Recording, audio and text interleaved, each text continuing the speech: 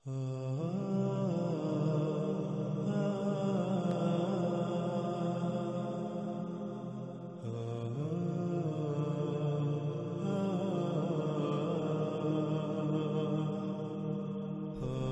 ناظرین اس طرف آئیں، مثال کے طور پر آپ دابا سے سوال کیجئے کہ تو کیسے خلق ہوا؟ تیرے فائدوں کا تو علم ہے مگر تیرے نقصانات کیا ہیں؟ یہ سوالات کیجئے، اس سے ان سوالات کے جوابات طلب کیجئے۔ جب آپ اس سے سوال کریں گے تو اس کا جواب یہ ہوگا کہ میری تخلیق میں غور کرو، غور کرو میرے اعمال میں غور کرو، تم سب کچھ اپنی آنکھوں سے دیکھ لو گے اور تمہیں سب یقین ہو جائے گا۔ تو ناظرین غور کریں، جس مواد سے یہ دابا خلق ہوا، یہ مخلوقات خلق ہوئیں، وہ سارے کا سارا مواد مختلف مراحل اور مختلف طریقوں سے زمین سے نہیں نکالا گیا۔ اب آپ سے سوال ہے کہ یہ سب زمین سے نکالنے کی اجازت کس نے دی؟ کیا اللہ نے دی؟ اللہ نے تو یہ سب نہ صرف انسان سے چھپا کر رکھا تھا بلکہ غیب کے ساتھ مومن بننے کا بھی حکم دیا تھا۔ تو بھلا ایسے کیسے ہو سکتا ہے کہ ایک طرف اللہ اپنی مخلوقات کو انسان سے چھپا کر رکھے اور ان کے ساتھ مومن بننے کا حکم دے، اور دوسری طرف وہ ان کو نکالنے کا حکم دے، ان کا قذف کرنے کا حکم دے، ان کو ان کے مقامات سے ہٹانے کا حکم دے، فساد کرنے کا حکم دے؟ ایسا کیسے ہو سکتا ہے؟ ایک طرف اللہ فطرت پر قائم ہونے کو دین قرار دے اور فطرت میں چھیڑ چھاڑ کرنے والوں کو، فطرت میں تبدیلیاں کرنے والوں کو اپنے شریک قرار دے، اور دوسری طرف وہ خود ہی اپنا شریک بننے کا حکم دے۔ ایسا کیسے ہو سکتا ہے؟ ناظرین اللہ سبحانہ و تعالی نے تو بار بار یہ بات واضح کی، اس نے زمین و آسمانوں میں میزان یعنی توازن قائم کیا، ان میں خسارہ نہ کرو ورنہ ہلاکتوں کا شکار ہو جاؤ گے۔ اور اگر انسان دابا کی خلق کے لیے زمین کو پھاڑتا ہے، اس میں سے زمین کا خون نکالتا ہے، اس کے علاوہ طرح طرح کا مواد نکالتا ہے، تو کیا زمین کا توازن برقرار رہے گا؟ تو پھر کیا زمین جگہ جگہ سے دنسے گی نہیں؟ تو پھر کیا زمین کا توازن بگڑے گا نہیں؟ زلزلے نہیں آئیں گے؟ تباہیاں نہیں آئیں گی؟ پھر غور کریں، یہ دابا جب طرح طرح کی زہریلی گیسیں خارج کرتا ہے، جب یہ دابا خلق کیا جاتا ہے تو ان کارخانوں سے جب زہریلی گیسیں خارج ہوتی ہیں تو اس سے وہی سب نہ ہوا جس کا اللہ نے کہا تھا۔ اور پھر ناظرین غور کریں، یہ دابا جب طرح طرح کی زہریلی گیسیں خارج کرتا ہے، جہاں یہ دابا وجود میں آتا ہے، یعنی کہ جن کارخانوں میں، فیکٹریوں میں یہ دابا وجود میں آتا ہے، تخلیق کیا جاتا ہے، ان کارخانوں سے جو گیسیں خارج ہوتی ہیں تو ان گیسوں سے وہی سب نہ ہوا جس کا اللہ نے کہا تھا، لیکن انسان نے یقین نہ کیا اور اللہ کے حکم کے برعکس اس کے ساتھ بغاوت کرتے ہوئے وہی سب کیا۔ تو کیا آج دابے کی خارج کردہ زہریلی گیسوں سے آسمان نہیں پھٹ چکا؟ درجہ حرارت دن بدن بڑھتا نہیں جا رہا؟ موسموں کا نظام درہم برہم نہیں ہو چکا؟ انسان ان گیسوں کی وجہ سے طرح طرح کی بیماریوں کا شکار نہیں ہو رہے؟ ہر سال لاکھوں کی تعداد میں لوگ ہلاکتوں کا، اموات کا شکار نہیں ہو رہے؟ طرح طرح کی بیماریوں کا سامنا نہیں کرنا پڑ رہا؟ زمین کا اگانے کا نظام تباہ کن سطح پر متاثر نہیں ہو چکا؟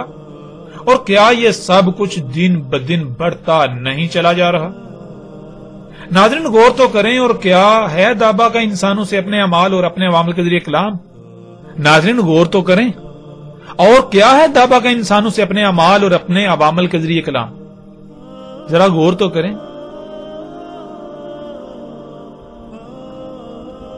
کیا آپ اندھے ہو چکے ہیں؟ کیا آپ اللہ کے قانون میں حیا نہیں ہیں؟ ناظرین اللہ سبحانہ وتعالی قرآن میں بار بار یہی کہتا ہے کہ جو لوگ غور و فکر نہیں کرتے وہ اللہ کے قانون میں اندھے ہیں، وہ اللہ کے قانون میں اموات ہیں، وہ اللہ کے قانون میں قبروں میں ہیں، جو غور و فکر نہیں کرتے۔ اور ظاہر ناظرین ایک شے آپ کی آنکھوں کے سامنے ہے، اس کے باوجود آپ کو نظر نہیں آ رہی، تو ظاہر ہے کون نہیں دے سکتا؟ دیکھ تو وہی نہیں سکتا جو مردہ ہوتا ہے۔ کون نہیں سن سکتا؟ وہی نہیں سن سکتا جو مردہ ہوتا ہے۔ جو حیا ہوتا ہے وہ تو سن سکتا ہے، جو حیا ہوتا ہے وہ دیکھ سکتا ہے۔ مردے نہیں سنتے، مردے نہیں دیکھتے، مردے نہیں سمجھتے، یعنی جو اموات ہوتے ہیں وہ نہیں دیکھتے، وہ نہیں سنتے، وہ نہیں سمجھتے۔ جو حیا ہوتے ہیں، زندہ ہوتے ہیں، وہ دیکھتے ہیں، وہ سنتے ہیں، وہ سمجھتے ہیں۔ ناظرین غور کریں، آپ کا شمار کن میں ہے؟ آپ غور کریں. اور پھر یہ بات بھی واضح کرتے چلیں کہ دنیا کی کوئی طاقت اس حق کو غلط ثابت نہیں کر سکتی. اور یہ بھی جان لیں کہ دعوت الارض دجال کے ظہور کے بعد جا کر نکلنا تھا. اب آپ خود فیصلہ کریں، جب کہ دابا کو نکلے ہوئے بھی 1 صدی سے زائد عرصہ گزر چکا، تو دجال جو کہ دعوت الارض سے بہت پہلے نکلنا تھا وہ کہاں گیا؟ کیا وہ نکلا ہی نہیں؟ ایسا کیسے ہو سکتا ہے؟ وہ امور بھی ہو چکے جن کا دجال کے بعد ہونا شرط تھا. تو اب کوئی یہ کہے کہ دجال ابھی نکلا ہی نہیں تو اسے چاہیے کہ اپنے اندھے پن کا علاج کروائے. وہ اللہ کے قانون میں اموات ہے، موت ہے، قبر میں ہے، وہ اندھا ہے. اگر اسے ہماری بات ناگوار گزرتی ہے، اسے تکلیف ہوتی ہے، تو اس سے ہمیں کوئی فرق نہیں پڑتا. حق یہی ہے.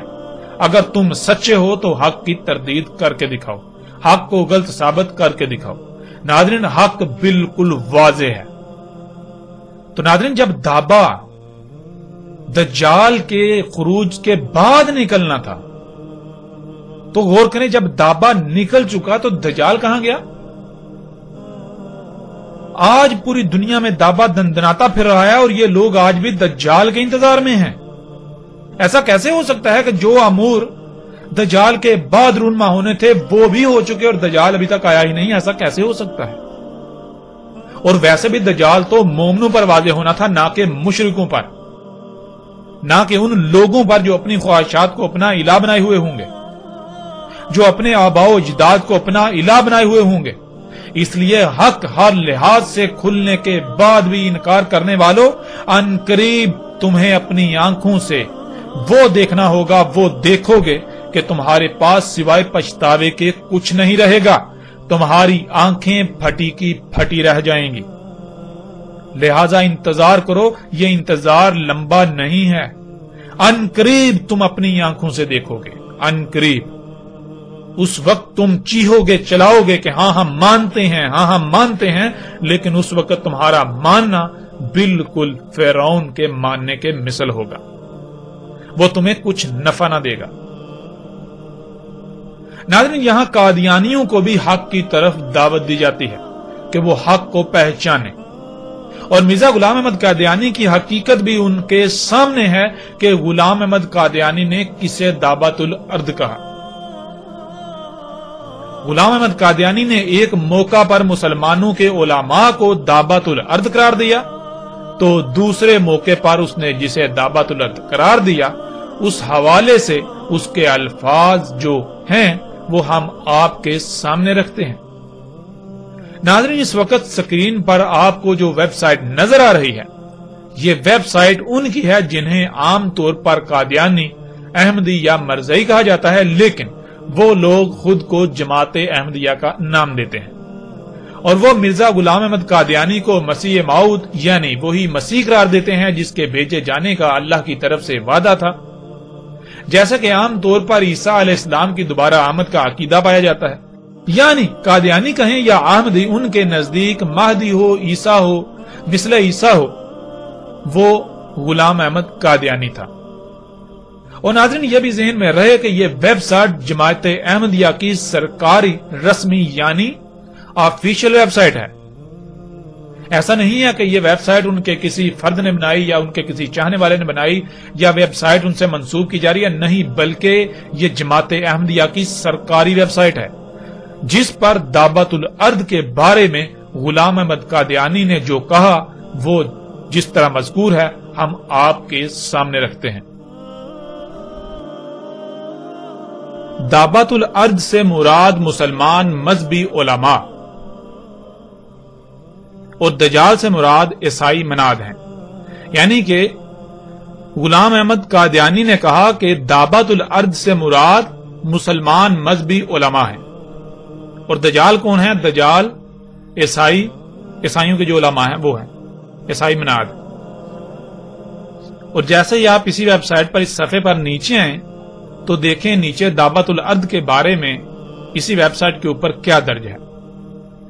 اوپر موضوع لکھا ہوا ہے دعوت الارض اور نیچے لکھا ہوا ہے دعوت الارض یعنی زمین کے کیڑے کے بارے میں حضرت صلی اللہ علیہ وآلہ وسلم کی پیشگوئی کے جو معنی اس کی سچائی کو ثابت کر سکتے تھے حضرت مسیح موعود نے وہی معنی کیے ہیں، یعنی غلام احمد قادیانی نے وہی معنی کیے ہیں۔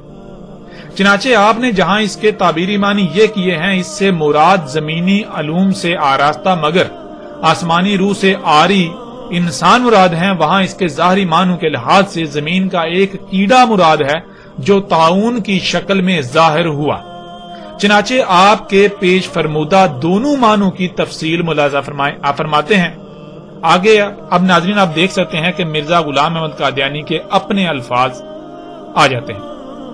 مرزا غلام احمد قادیانی لکھتا ہے، دابۃ الارض سے مراد کوئی لا یعقل جانور نہیں بلکہ بقول حضرت علی رضی اللہ تعالیٰ عنہ آدمی کا نام ہی دابۃ الارض ہے۔ نوٹ، آثار القیامہ میں لکھا ہے کہ حضرت علی کرم اللہ وجہہ سے پوچھا گیا کہ لوگ گمان کرتے ہیں کہ دابۃ الارض آپ ہی ہیں، اور آپ نے جواب دیا کہ دابۃ الارض میں سے تو کچھ چار پایوں اور کچھ پرندوں کی بھی مشابہت ہوگی، مجھ میں وہ کہاں ہے؟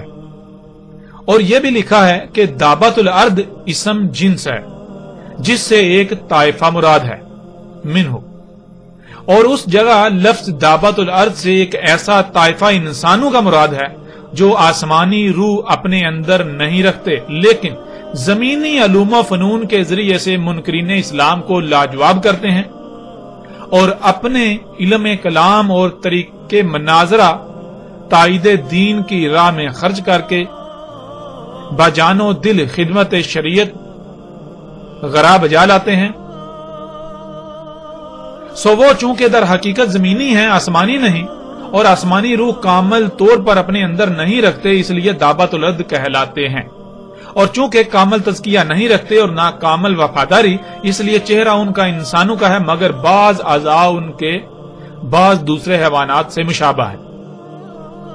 ناظرین آپ یہاں تک دیکھ سکتے ہیں کہ یہاں بالکل واضح الفاظ میں غلام احمد قادیانی جو مسلمانوں کے مذہبی علماء ہیں ان کو دابۃ الارض کہہ رہا ہے۔ پھر آگے کیا لکھتا ہے؟ آگے یہ لکھتا ہے، اسی طرف اللہ جل شانہ اشارہ فرماتا ہے، یعنی جب ایسے دن آئیں گے جو کفار پر عذاب نازل ہو اور ان کا وقت مقرر قریب آ جائے گا تو ہم ایک گروہ دابۃ الارض کا زمین سے نکالیں گے، وہ گروہ متکلمین کا ہوگا جو اسلام کی حمایت میں تمام ادیان باطلہ پر حملہ کرے گا، یعنی وہ علماء ظاہر ہوں گے جن کو علم کلام اور فلسفہ میں ید طولی ہوگا، وہ جا بجا اسلام کی حمایت میں کھڑے ہو جائیں گے اور اسلام کی سچائیوں کو استدلالی طور پر مشارق و مغارب میں پھیلائیں گے، اور اس جگہ اخرجنا کا لفظ اس وجہ سے اختیار کیا کہ آخری زمانہ میں ان کا خروج ہوگا نا حدوث یعنی تخمی طور پر یا کم مقدار کے طور پر، تو پہلے ہی سے تھوڑے بہت ہر یک زمانہ میں وہ پائے جائیں گے، لیکن آخری زمانہ میں بکثرت اور نیز اپنے کمال لائق کے ساتھ پیدا ہوں گے اور حمایت اسلام میں جا بجا واعظین کے منصب پر کھڑے ہو جائیں گے اور شمار میں بہت بڑھ جائیں گے۔ اور آگے ناظرین اس کا حوالہ بھی لکھا ہوا ہے، ازالہ اوہام روحانی خزائن جلد نمبر 3 صفحہ 369 اور 370۔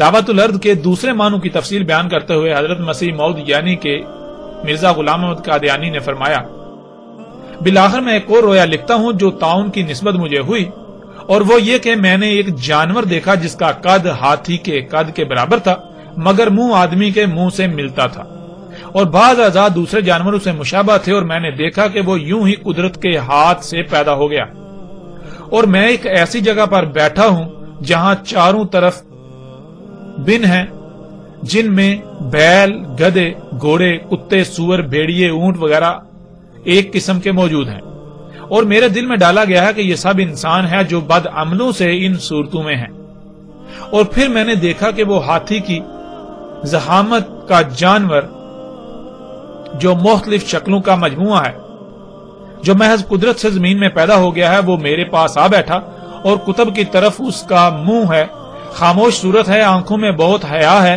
اور بار بار چند منٹ کے بعد ان بنوں میں سے کسی بن کی طرف دوڑتا ہے، اور جب بن میں داخل ہوتا ہے تو اس کے داخل ہونے کے ساتھ ہی شور قیامت اٹھتا ہے، اور ان جانوروں کو کھانا شروع کرتا ہے اور ہڈیوں کے چابنے کی آواز آتی ہے۔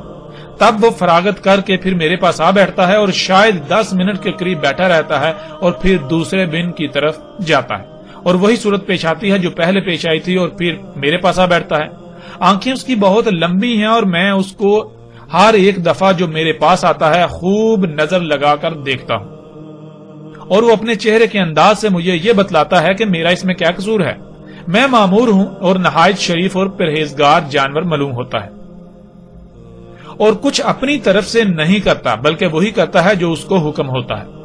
تب میرے دل میں ڈالا گیا کہ یہی تعاون ہے اور یہی وہ دابۃ الارض ہے جس کی نسبت قرآن شریف میں وعدہ تھا کہ آخری زمانے میں ہم اس کو نکالیں گے اور وہ لوگوں کو اس لیے کاٹے گا کہ وہ ہمارے نشانوں پر ایمان نہیں لاتے تھے، جیسا کہ اللہ تعالیٰ فرماتا ہے۔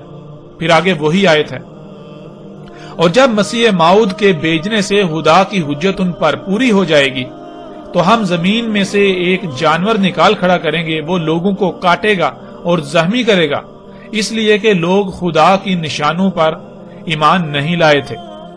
اور پھر آگے فرمایا ہے ترجمہ، اس دن ہم ہر ایک امت میں سے اس گروہ کو جمع کریں گے جو ہمارے نشانوں کو جھٹلاتے تھے اور ان کو ہم جدا جدا جماعتیں بنا دیں گے، یہاں تک کہ جب وہ عدالت میں حاضر کیے جائیں گے تو خدا عز و جل ان کو کہے گا کہ کیا تم نے میرے نشانوں کی بغیر تحقیق کے تکذیب کی؟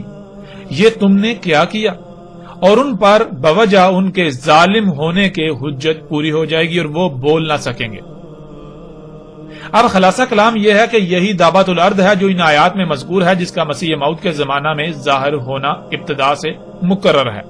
یہی وہ مختلف صورتوں کا جانور ہے جو مجھے عالم کشف نظر آیا اور دل میں ڈالا گیا کہ یہ طاعون کا کیڑا ہے، اور خدا تعالیٰ نے اس کا نام دابۃ الارض رکھا کیونکہ زمین کے کیڑوں میں سے ہی یہ بیماری پیدا ہوتی ہے، اسی لیے پہلے چوہوں پر اس کا اثر ہوتا ہے اور مختلف صورتوں میں ظاہر ہوتی ہے، اور جیسا کہ انسان کو ایسا ہی ہر ایک جانور کو یہ بیماری ہو سکتی ہے، اسی لیے کشفی عالم میں اس کی مختلف شکلیں نظر آئیں اور اس بیان پر کہ دابۃ الارض در حقیقت مادہ طاعون کا نام ہے جس سے طاعون پیدا ہوتی ہے، مفصلہ ذیل قرائن اور دلائل ہیں۔ اول یہ کہ دابۃ الارض کے ساتھ عذاب کا ذکر ہے، جیسا کہ اللہ تعالیٰ فرماتا ہے، یعنی جب ان پر آسمانی نشانوں اور عقلی دلائل کے ساتھ حجت پوری ہو جائے گی تب دابۃ الارض زمین سے نکالا جائے گا۔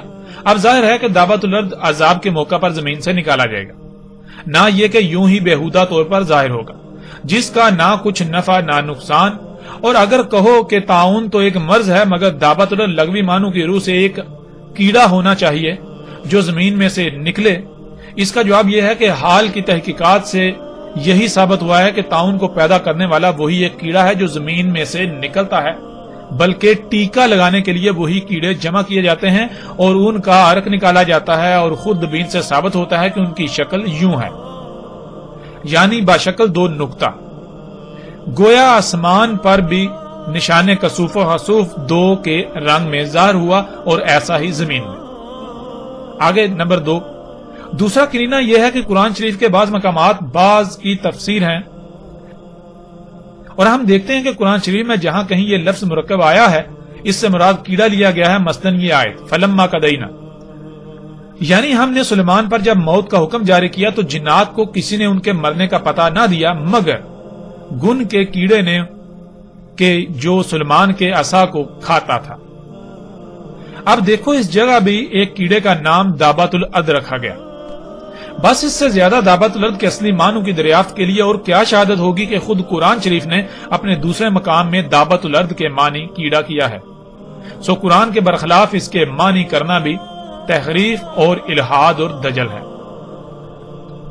نمبر 3، تیسرا کرینہ یہ ہے کہ آیت میں صریح معلوم ہوتا ہے کہ خدا کے نشانوں کی تکذیب کے وقت میں کوئی امام الوقت موجود ہونا چاہیے، کیونکہ واقع القول علیہم کا فکرہ یہی ہے کہ اتمام حجت کے بعد یہ عذاب ہو، اور یہ تو متفق علیہ عقیدہ ہے کہ خروج دابۃ الارض آخری زمانہ میں ہوگا جبکہ مسیح موعود ظاہر ہوگا تاکہ خدا کی حجت دنیا پر پوری کرے۔ بس ایک مصنف کو یہ بات جلد تر سمجھ آ سکتی ہے کہ جب ایک شخص موجود ہے جو مسیح موعود ہونے کا دعویٰ کرتا ہے اور آسمان اور زمین میں بہت سے نشان اس کے ظاہر ہو چکے ہیں، تو اب بلا شبہ دعوت الارض یہی طاعون ہے جس کا مسیح کے زمانہ میں ظاہر ہونا ضروری تھا۔ اور چونکہ یاجوج ماجوج موجود ہے اور من کل حدم ینسلون کی پیشین گوئی تمام دنیا میں پوری ہو رہی ہے اور دجالی فتنے بھی انتہا تک پہنچ گئے ہیں اور پیش گوئی یترکن الکلاس فلا یسی علیہا بھی بخوبی ظاہر ہو چکی ہے، اور شراب اور زنا اور جھوٹ کی بھی کثرت ہو گئی ہے، اور مسلمانوں میں یہودیت کی فطرت بھی جوش مار رہی ہے، تو صرف ایک بات باقی تھی جو دعوت الارض زمین سے نکلے، سو وہ بھی نکل آیا۔ اس بات پر جگرنا جہالت ہے کہ حدیث سے معلوم ہوتا ہے کہ فلاں جگہ پھٹے گی اور دعوت الارض وہاں سے سر نکالے گا، پھر تمام دنیا میں چکر مارے گا، کیونکہ اکثر پیش گوئیوں پر استعارات کا رنگ غالب ہوتا ہے۔ جب ایک بات کی حقیقت کھل جائے تو ایسے اوہام باطلہ کے ساتھ حقیقت کو چھوڑنا کمال جہالت ہے۔ اسی عادت سے بدبخت یہودی قبول حق سے محروم رہ گئے۔ ناظرین، آپ نے اپنی آنکھوں سے دیکھ لیا اور اپنے کانوں سے سن لیا کہ غلام احمد قادیانی نے دعوت الارض کسے کہا۔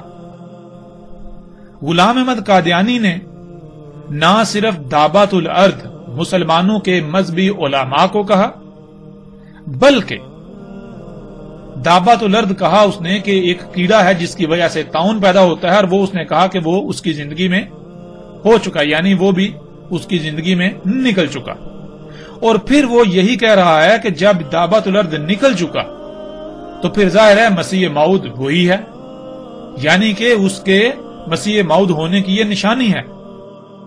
اب ناظرین، غلام احمد قادیانی کا یہ دعویٰ بالکل واضح ہے کہ اس کے الفاظ میں یہ بات بالکل واضح موجود ہے کہ اگر کوئی یہ ثابت کر دے کہ جسے وہ دعوت الارض کہہ رہا ہے وہ دعوت الارض نہیں ہے، تو پھر بلا شک و شبہ غلام احمد قادیانی بھی مسیح موعود نہیں ہو سکتا، وہ مہدی، وہ نبی، وہ رسول نہیں ہو سکتا، وہ پھر اپنے دعوے میں جھوٹا ہے، کذاب ہے۔ اب یہاں قادیانیوں کو حق کی طرف دعوت دی جاتی ہے کہ وہ حق کو پہچانے اور مرزا غلام احمد قادیانی کی حقیقت کو بھی پہچانے۔ مرزا غلام احمد قادیانی نے دعویٰ کہا مسلمانوں کے مذہبی علماء کو، مرزا غلام احمد قادیانی نے دعویٰ کہا طاعون کے کیڑے کو، اور باقاعدہ اس کی شکل بھی بتائی، اور یہاں تک کہا کہ وہ نکل چکا، اور الحمدللہ ثم الحمدللہ دعوت الارض کیا ہے ہم نے آپ پر کھول کھول کر واضح کر دیا۔ اور جیسے ہی ہم آگے بڑھیں گے تو محمد علیہ السلام کے الفاظ کی روشنی میں بھی دعوت الارض کی اس طرح کھل کر وضاحت ہوگی کہ دنیا کی کوئی طاقت اس کا رد نہیں کر سکتی، اسے غلط ثابت نہیں کر سکتی۔ اب قادیانیوں کو ہم چیلنج کرتے ہیں کہ غلام احمد قادیانی اس بنیاد پر، اس نقطے پر بھی بالکل کذاب ثابت ہو چکا، غلام احمد قادیانی جھوٹا ثابت ہو چکا۔ اب اگر قادیانی جو کہ خود کو احمدی کہتے ہیں، اگر وہ سچے ہیں اپنے دعوے میں، اگر وہ حق پر ہیں، تو انہیں ہمارے دعوے کو غلط ثابت کرنا ہوگا۔ ہم نے بالکل واضح کر دیا کہ دعوت الارض کیا ہے، اور ہم نے غلام احمد قادیانی کو بالکل ایک نمبر کا جھوٹا ثابت کر دیا۔ اس کے باوجود اگر قادیانی یہ سمجھتے ہیں، وہ یہ کہتے ہیں کہ نہیں غلام احمد قادیانی سچا تھا، وہ مسیح موعود تھا، وہ کہتے ہیں کہ ہم حق پر ہیں، تو قادیانیوں کو بھی باقی تمام فرقوں گروہوں کے ساتھ ساتھ کھلم کھلا چیلنج ہے۔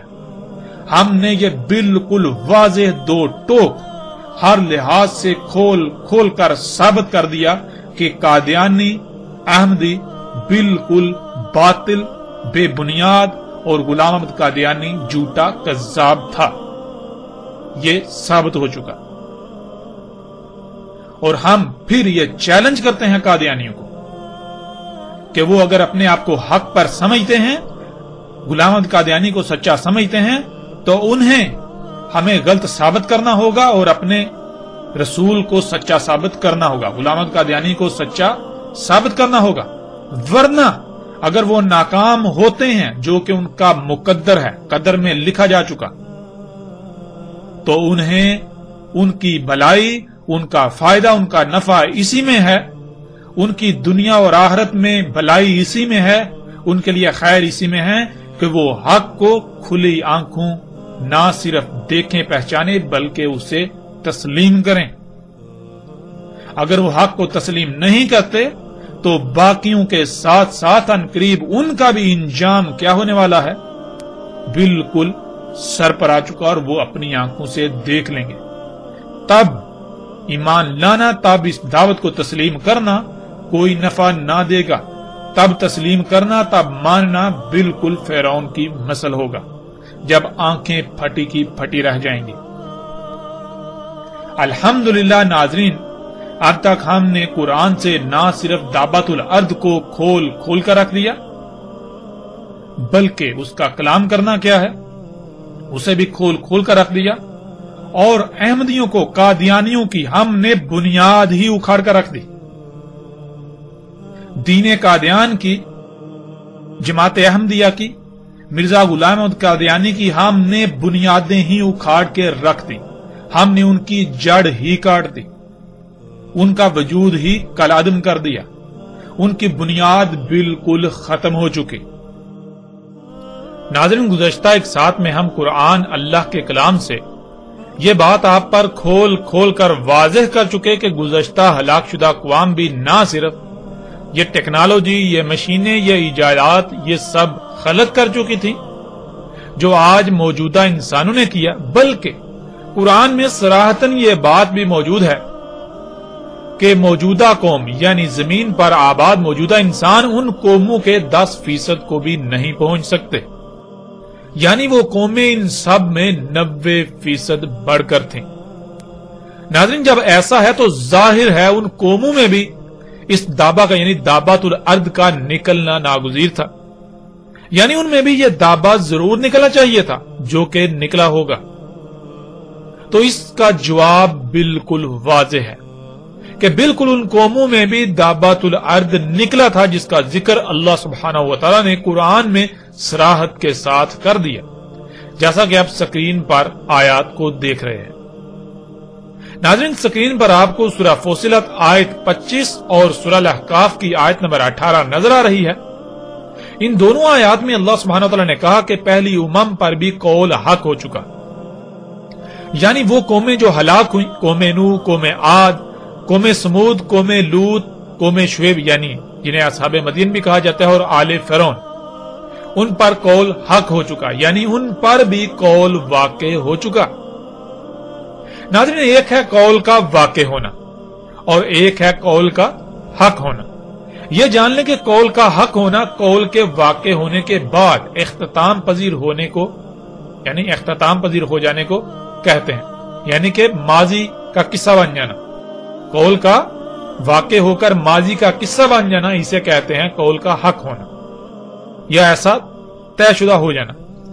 یعنی جب کہا جائے گا کہ قول حق ہو چکا تو اس کا مطلب کہ ویسا ہو چکا، اور جب کہا جائے گا کہ قول واقع تو اس کا مطلب کہ ہونا ہے یا ہوگا، یعنی حق ہونا واقع ہونے کے بعد آتا ہے۔ اب یہ جان لیں کہ جب اللہ نے قدر میں کر دیا کہ جب قول واقع ہوگا تب دابۃ الارض نکلے گا، یعنی تب دابۃ الارض کا نکلنا طے ہے، یہ اللہ نے قانون بنا دیا، قدر میں کر دی۔ تو پھر یہ کیسے ممکن ہے کہ آج قول واقع ہو تو دابا نکلے اور ماضی میں پہلی امتوں پر قول واقع ہو تو دابا نہ نکلے؟ ایسا ممکن ہی نہیں۔ گزشتہ ہلاک شدہ اقوام میں بھی دابۃ الارض نکل چکا، اور آپ دنگ رہ جائیں گے کہ آج جب آپ آل فرعون کے آثار کو دیکھیں تو وہاں پتھروں کی دیواروں پر اسی دابۃ الارض کی تصاویر نقش ہیں جنہیں آپ اپنی سکرین پر دیکھ رہے ہیں۔ ناظرین، ان تصاویر نے تحقیقات کرنے والوں کو چونکا کے رکھ دیا کہ ایسا کیسے ہو سکتا ہے، یعنی موجودہ انسانوں کا تو کہنا یہ ہے جی آج موجودہ انسان ہی ہیں جنہوں نے اتنی ترقی کی، پہلے تو انسان پتھر کے دور میں رہتا تھا، تو پہلی بار آج انسان اس اسٹیج پر پہنچے۔ تو وہ جب انہوں نے یہ تصاویر دیکھی، یہ ڈسکور ہوئی، دریافت ہوئی، تو وہ دنگ رہ گئے کہ ایسا کیسے ہو سکتا ہے کہ ایک شے جس کا پہلے وجود ہی نہیں اور اس کا تصور تک بھی کیا جا سکتا ہے، ایسا کیسے ہو سکتا ہے؟ یہ تصاویر کیسے بنا لی گئی؟ کیا یہ صرف امیجنیشنز ہیں، یعنی خیالاتی تصوراتی جو ہے یہ تصاویر ہیں؟ تو ایسا تو ممکن ہی نہیں۔ اب یہ لوگ ایسا تو نہیں کہتے کہ پہلی قومیں ہماری ہی طرح جدید ترقی یافتہ تھیں، یعنی ان ساری چیزوں میں بہت بڑھ کر تھیں، مگر یہ لوگ انکار بھی نہیں کر سکتے۔ گزشتہ اقوام کے آثار اس بات کی کھول کھول کر گواہی دیتے ہیں، وہ چیخ چیخ کر یہ بتاتے ہیں کہ موجودہ انسان آج جس مقام پر کھڑا ہے یہ گزشتہ ہلاک شدہ اقوام کے مقابلے میں کچھ بھی نہیں۔ گزشتہ ہلاک شدہ اقوام بہت بڑھ کر تھیں، اور اللہ سبحانہ و تعالی نے اس کا قرآن میں بار بار ذکر کیا، بار بار ذکر کیا۔ اب ناظرین، ہم آئندہ ایک ساتھ میں دعوت الارض کے موضوع پر بات کریں گے محمد رسول اللہ علیہ السلام کے الفاظ کی روشنی میں کہ محمد رسول اللہ علیہ السلام نے دعوت الارض کے بارے میں کیا رہنمائی کی تھی۔